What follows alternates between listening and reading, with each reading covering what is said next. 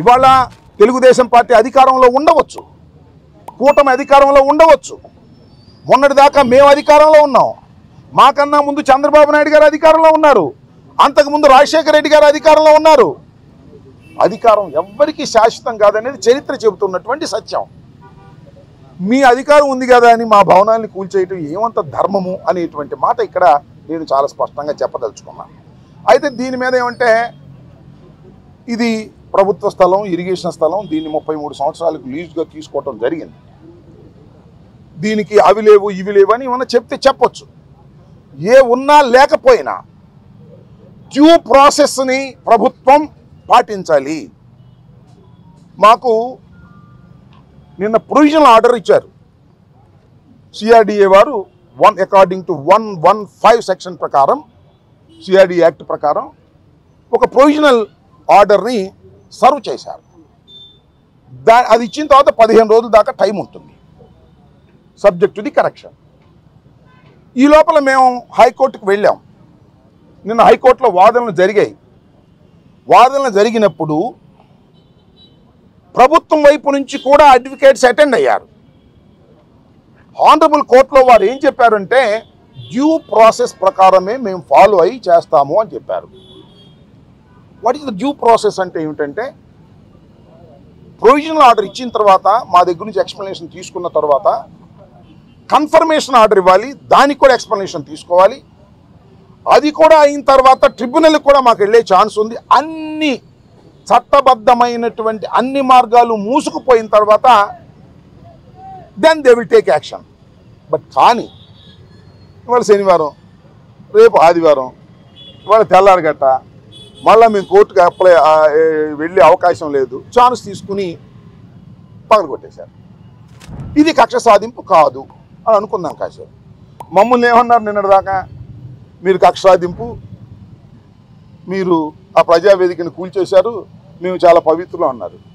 మీరే అంది, ప్రజావేదిక ప్రభుత్వాన్ని, ఇది మా పార్టీది, చట్టబద్ధంగా మేము తీసుకున్నటువంటిది. మీరు చట్టబద్ధంగా తీసుకుని ఆఫీస్ కట్టుకున్నారు. మా ఆఫీస్ మీద అంత కడుపు అంటే ఎందుకు?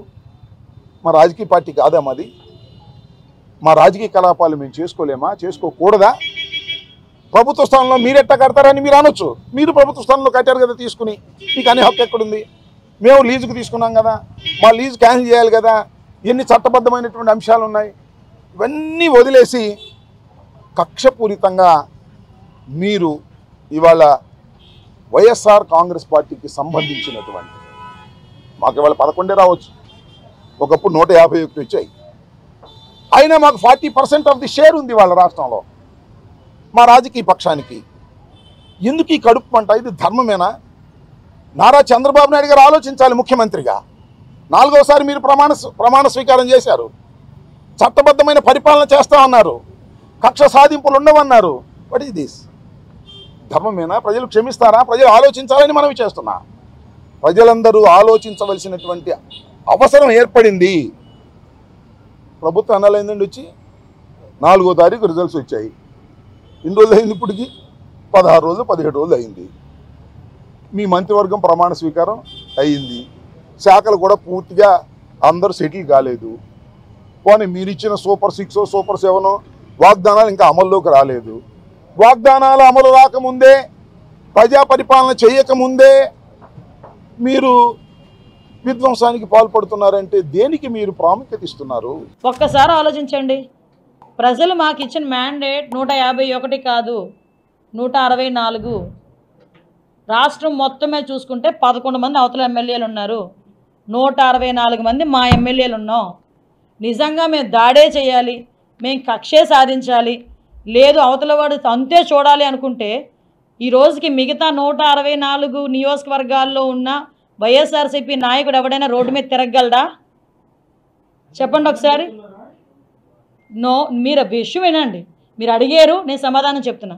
నేనేం చెప్తున్నానంటే, ఇలాంటి యాటిట్యూడ్, అలాంటి బిహేవియర్ మాకు లేదు. At the same time Chandrababu Naidu గారు చాలా క్లియర్గా కక్ష సాధింపు చర్యలు మేము చేయమని చెప్పారు.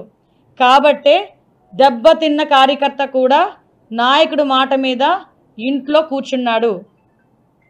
కానీ ఎవరైతే అన్యాయం చేశారో అవినీతి చేశారో అలాంటి వాళ్ళని మాత్రం యాజ్ పర్ రూల్ వాళ్ళని పనిష్ చేస్తాం. ఓకే, మీరు ఇందాకన్నా దాడులు జరుగుతున్నాయని, దాడులే జరుగుతున్నాయో చేయించుకుంటున్నారో అది కూడా ఎంక్వైరీ వేస్తాం. నిజంగానే దాడి జరిగింది అనుకోండి, డెఫినెట్గా వాళ్ళ మీద చర్యలు తీసుకుంటాం. మా పార్టీ వాళ్ళనే చర్యలు తీసుకుంటాం. నేను ఇంకోటి కూడా చెప్పాను, గంజాయి విషయంలో మా పార్టీ వాడు ఫోన్ చేసినా మీరు రెస్పాండ్ అవ్వద్దని చెప్పాను నేను.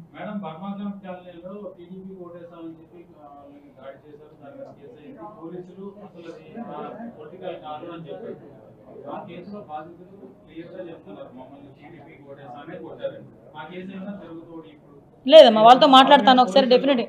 నేను చెప్తున్నాను కదా, పోలీసులు కూడా అందరూ కూడా ఫేవర్గా ఉన్నారు నేనేం చెప్పట్లేదు, అందరూ యాజ్ పర్ లా పనిచేస్తున్నారు నేనేం మాట్లాడట్లేదు.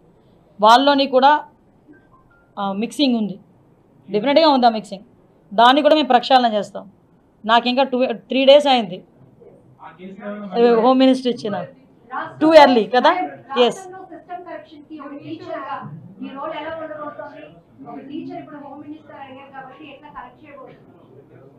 టీచర్కి ఎంత రైట్ ఉంటుందో పిల్లల్ని కరెక్ట్ చేయడానికి, యాజ్ ఏ హోమ్ మినిస్టర్గా నాకు అంతే రైట్ ఉంది. కాబట్టి డెఫినెట్గా కరెక్షన్ చేస్తాం.